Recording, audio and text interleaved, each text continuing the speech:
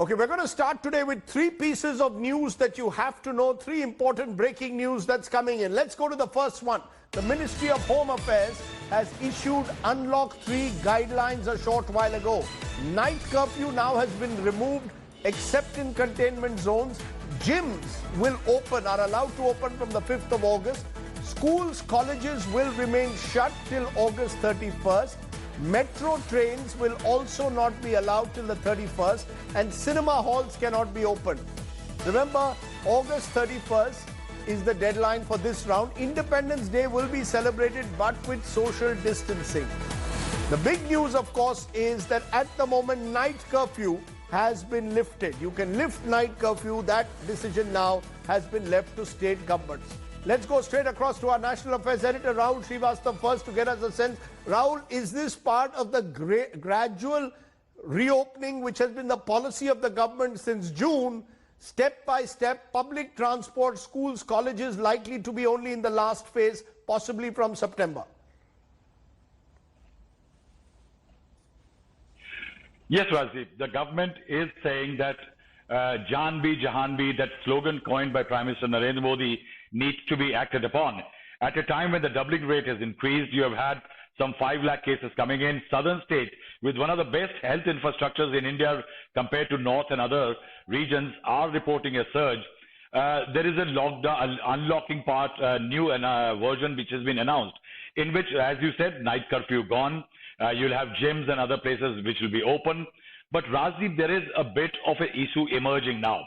Now the economic pressure is intense. That economy needs to be brought back to on the rails. A slow progress needs to be made.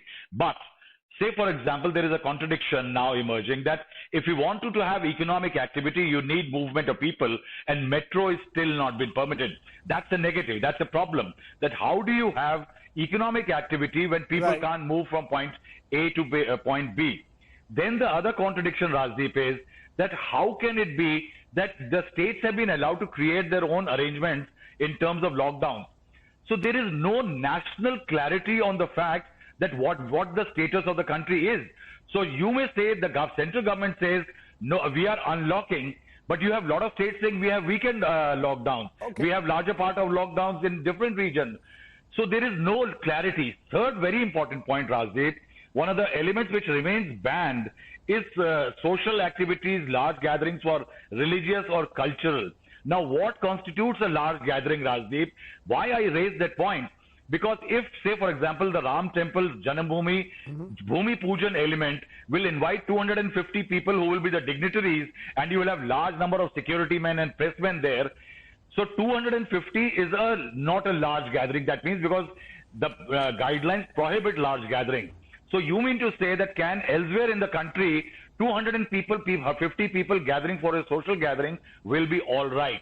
So there's kind of clarity needed that what constitutes large gathering, because also remember gathering. That it is in August that we will have Ganesh Chaturthi, the biggest festival in Mumbai, and we'll have to see what guidelines the Maharashtra government then puts in place for Ganesh Chaturthi. We are told the Maharashtra government will come up with its own set of guidelines tomorrow. These are the broad national guidelines. Rahul Srivastava joining us on that breaking news. Let's turn to the second